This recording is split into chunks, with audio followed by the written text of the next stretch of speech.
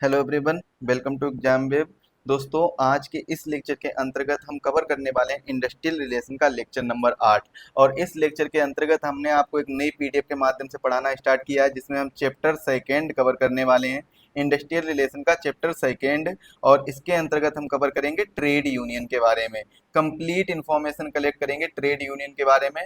आखिर जो trade union है या क्या होता है, व्यापार संघ क्या होता है, श्रम संघ क्या होता है, इनके बारे में डिटेल से पढ़ने वाले हैं।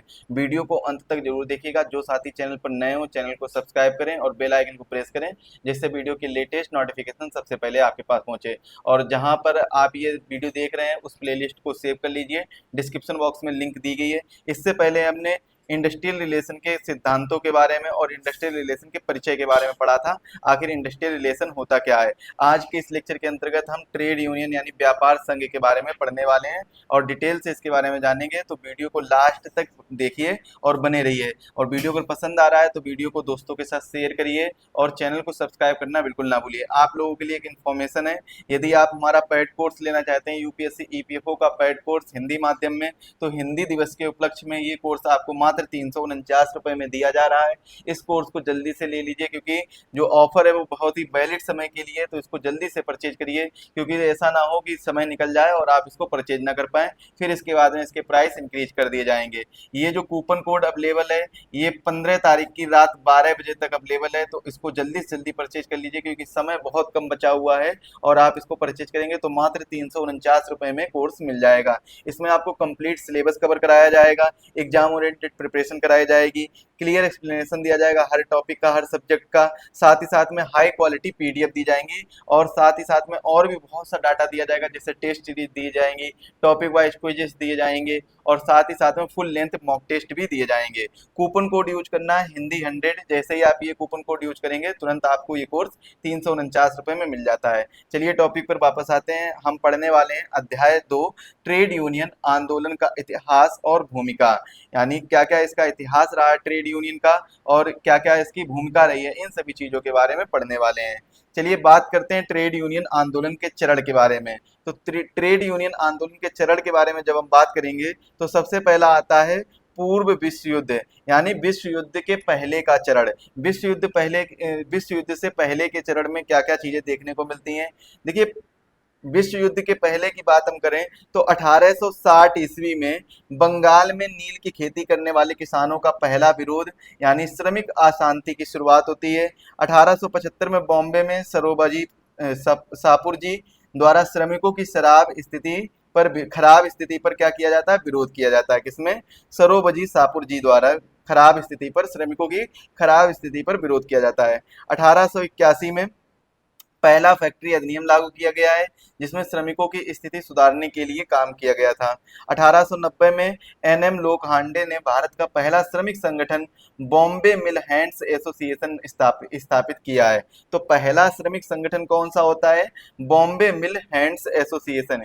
ये चीज आप लोग याद रखेंगे। पहला श्रमिक संगठन जो है उसका नाम है बॉम्बे मिल हैंड्स एसोसिएशन। कब स्थापित किया गया था? 1890 में स्थापित किया गया था, एनएम लोकहांडे द्वारा स्थापित किया गया था। इस काल में आंदोलन समाज सुधारकों द्वारा संचालित था। स्वयं श्रमिक ही नेतृत्व में नहीं थे, बल्कि और भी लोग नेतृत्व में आते थे। विश्व युद्ध के बाद के चरण की अगर हम बात करें तो 1917 में रूस की क्रांति का प्रभाव देखने को मिलता है और भारत में श्रमिक चेतना भी बढ़ती है। 1918 में बीपी बाडिया ने मद्रास लेबर यूनियन की स्थापना की थी। बीपी बाडिया ने किसकी स्थापना की थी? बीपी बाडिया ने मद्रास लेबर यूनियन की स्थापना की थी। तो ये चीज आप लोग याद रखेंगे, मद्रास लेबर यूनियन की स्थापना किसने की थी?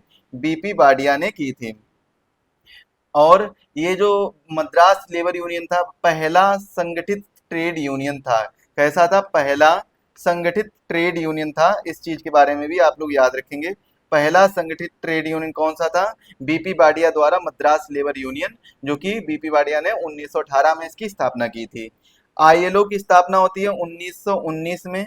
भारत इसका संस्थापक सदस्य होता है, मतलब जब इसकी स्थापना हुई थी तब से भारत इसका सदस्य है।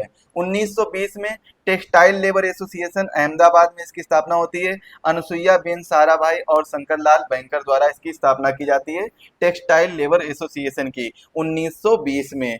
1920 में ही एआईटीयूसी की स्थापना होती है। लाला लाजपत राय इसके अध्यक्ष नियुक्त किए जाते हैं। लाला लाजपत राय जो हैं वो इसके क्या बनते हैं, इसके अध्यक्ष बनते हैं। इसके बाद में 1926 में एक एक्ट आता है जिसका नाम क्या होता है, trade union act. Trade union act कब आता है, 1926 में। और इसमें बताया गया था कि यूनियनों का पंजीकरण और वैधानिक मान्यता कैसे दी जानी चाहिए, किस प्रकार से दी जानी चाहिए और क्यों जरूरी है, इन सभी चीजों के बारे में चर्चा की गई थी ट्रेड यूनियन एक्ट 1926 के अंदर। अब 1929 में एक अधिनियम आता है जिसे हम बोलते हैं ट्रेड डिस्प्यूट एक्ट, यानी ट्रेड विवाद अधिनियम। इसके अंतर्गत क्या किया जाता है, ट्रेड डिस्प्यूट विवाद, जो ट्रेड डिस्प्यूट एक्ट है इसके अंतर्गत विवाद सुलझाने हेतु कंसिलिएशन बोर्ड का व कोर्ट ऑफ इंक्वायरी का प्रावधान किया जाता है। कंसिलिएशन बोर्ड और कोर्ट ऑफ इंक्वायरी का प्रावधान किया जाता है। इसके बाद में अगर हम बात करें स्वतंत्रता के बाद का चरण, तो स्वतंत्रता के बाद का चरण क्या है, 1947 से 1965 तक है। 1947 में INTUC, Indian national trade union Congress, INTUC की स्थापना होती है। अध्यक्ष कौन होते हैं इसके, सरदार वल्लभ भाई पटेल। 1949 में UTUC की गठन होता है। मृणाल बोस के नेतृत्व में इसका गठन होता है। किसके नेतृत्व में, मृणाल बोस के नेतृत्व में UTUC का गठन कब होता है, 1949 में। 1954 में भारतीय मजदूर संघ BMS की स्थापना होती है। जनसंघ पार्टी के समर्थन से इसकी स्थापना की जाती है। इसके बाद में 1947 में एक अधिनियम पारित होता है जिसका नाम होता है औद्योगिक विवाद अधिनियम 1947। ये इंपॉर्टेंट है, इसके बारे में हमें बहुत डिटेल से पढ़ना होगा और हम इसको डिटेल से जानेंगे पढ़ेंगे भी बाद में। ये क्यों बनाया जाता है, ये बनाया जाता है विवाद समाधान के लिए कानूनी तंत्र की स्थापना की जाती है जिसका नाम क्या होता है, औद्योगिक विवाद अधिनियम 1947। इसके अंतर्गत जो भी नियोक्ता और कर्मचारियों के बीच में जो विवाद होता है उनको सुलझाने के लिए इसमें बातें कही गई, इसमें प्रावधान किए गए हैं। इसके बाद में 1965 से 1969 के बीच में, 1979 के बीच में क्या देखने को मिलता है, रोजगार वृद्धि में गिरावट, यूनियनों में आपसी संघर्ष बढ़ जाता है। दत्ता सामंत एक उग्र ट्रेड यूनियन नेता के रूप में उभरे हैं। हिंसक संघर्ष व लंबे समय तक हड़तालों के लिए प्रसिद्ध हैं। और इसके बाद में स्वतंत्र यूनियनों और आर्थिक यूनियनवाद में वृद्धि देखने को मिलती है। जो दत्ता सामंत हैं वो किसके लिए, उग्र ट्रेड यूनियन नेता के रूप में उभरते हैं और साथ में ये हिंसक संघर्ष और लंबे समय तक हड़ताल के लिए ये प्रसिद्ध हैं। ये प्रसिद्ध माने जाते, मतलब ये फेमस थे उस समय पर। क्या है कि ये दत्ता सामंत जो हैं वो बहुत ज्यादा हड़ताल किया करते थे, हिंसक संघर्ष किया करते थे और एक उग्र ट्रेड यूनियन नेता के रूप में उभरते हैं। और अगर आपको इसकी PDF चाहिए तो PDF के लिए आपको हमारा टेलीग्राम चैनल ज्वाइन करना होगा। टेलीग्राम चैनल पर आपको ये PDF मिल जाएगी और टेलीग्राम चैनल पर आपको डेली पॉलिटी का रिवीजन कराया जा रहा है, तो आप लोग टेलीग्राम चैनल को जरूर ज्वाइन कर लीजिए। 1980 से 1991 में चरण तीसरा आता है जिसमें 1982 में बात होती है ट्रेड यूनियन संशोधन विधेयक की। और इसके अंतर्गत ट्रेड यूनियन जो एक्ट है उसमें संशोधन किया जाता है, उसमें अमेंडमेंट किया जाता है और यूनियन की न्यूनतम सदस्य संख्या तय की जाती है। यूनियन की कितनी संख्या तय की जाती है, न्यूनतम सदस्य संख्या तय की जाती है, जो कि 10 जो होती है यूनियन की न्यूनतम सदस्य होती है।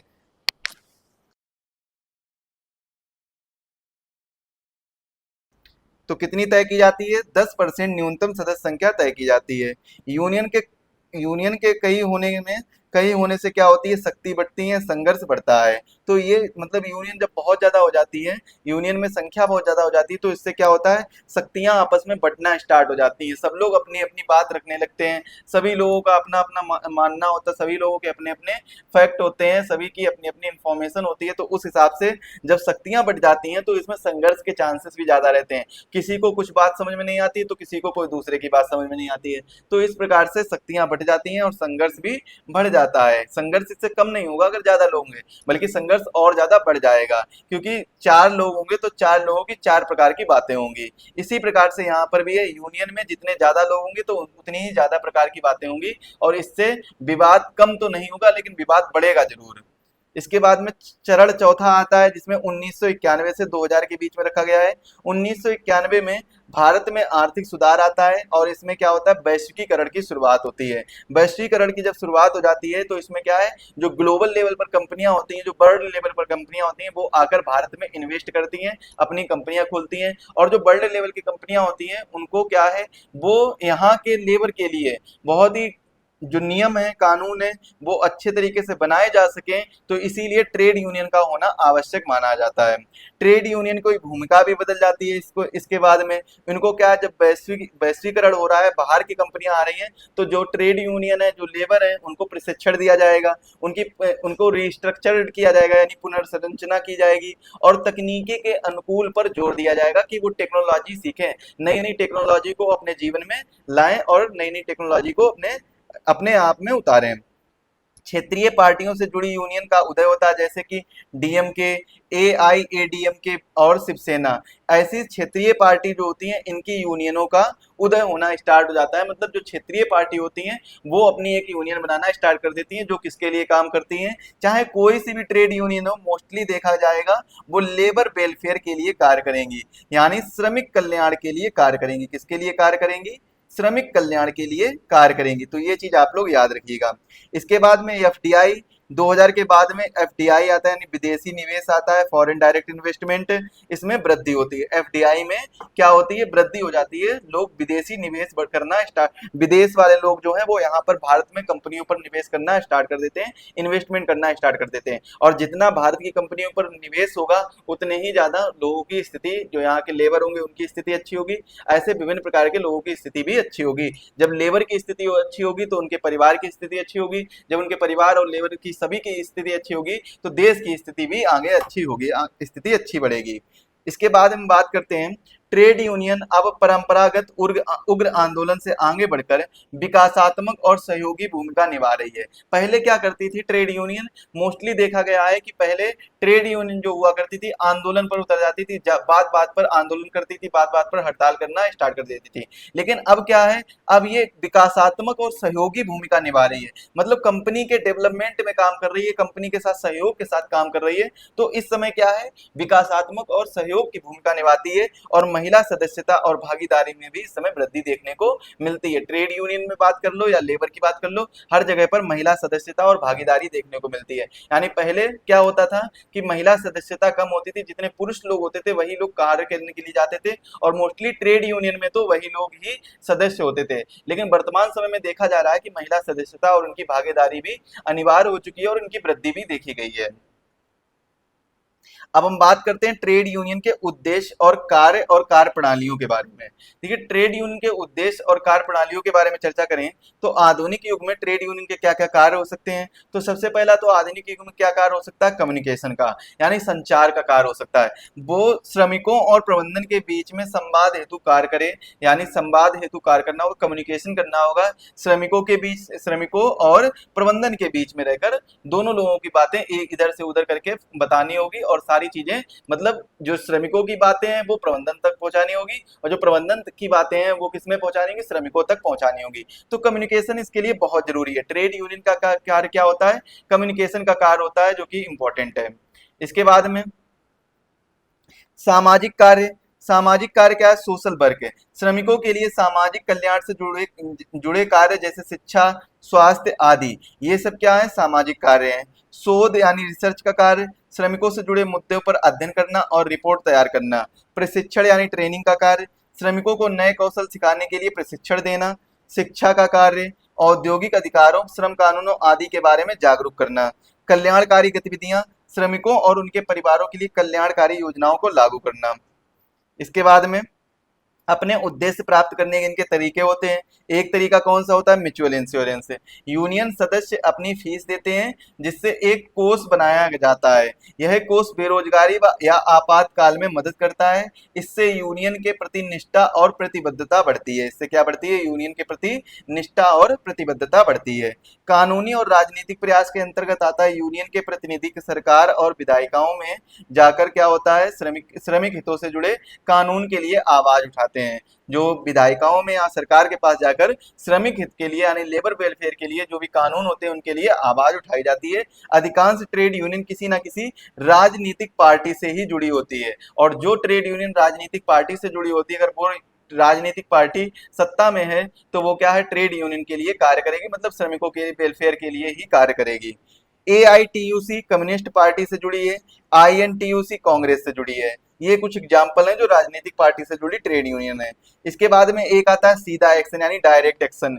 नियोक्ताओं पर दबाव बनाने हेतु उठाए गए संघर्षात्मक कदम जो होते हैं वो सीधा एक्शन यानी डायरेक्ट एक्शन कहलाते हैं, जैसे कि हड़ताल हो गया, पिकेटिंग हो गया। हड़ताल क्या होता है, श्रमिकों का सामूहिक रूप से कार्यस्थल छोड़ देना, तो वो क्या होता है, हड़ताल होता है। पिकेटिंग क्या होता है, काम पर जाने वाले को रोकना, मतलब अगर कोई काम पर जा रहा है तो उसको काम पर नहीं जाने देना, उसको रोकना है, तो उसे क्या बोलते हैं, उसे पिकेटिंग बोलते हैं। बहिष्कार क्या होता है, किसी उत्पाद या सेवा को नकारना, किसी उत्पाद या प्रोडक्ट को या उसकी सेवा दी गई सर्विस को नकारना या मना करना क्या होता है, बहिष्कार होता है, बॉयकॉट होता है। यह तरीका अंतिम विकल्प होना चाहिए, क्योंकि इससे उत्पादकता और छवि पर असर पड़ता है, इससे दोनों पर ही असर पड़ता है, चाहे वो उत्पादकता हो या चाहे वो छवि हो। छवि पर कैसे, मान लेते हैं अगर कोई भी प्रोडक्ट मना किया जा रहा है तो मतलब कहीं ना कहीं उस प्रोडक्ट में कमी होगी, तभी तो लोग मना करते हैं, तो उसकी छवि पर क्या है, उसकी छवि पर असर पड़ता है, असर देखने को मिलता है। तो ये चीज लास्ट अंतिम चरण होना चाहिए, अंतिम विकल्प होना चाहिए ट्रेड यूनियन को अपनी बात मनवाने का।